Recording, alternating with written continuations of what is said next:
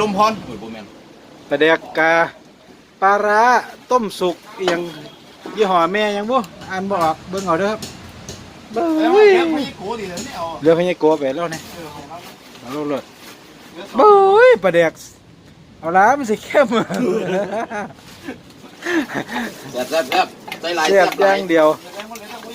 เอาไปเล่าเลยให้เต้ไปให้ยังคือให้เด็กน้อยไปให้เพิ่นสิบ่กล้าเว้าหยังเบยเรียกกันแบ่งทีมงานกันจัดสรรปันส่วนม่อมเหล่าหัวหน้าย่างไง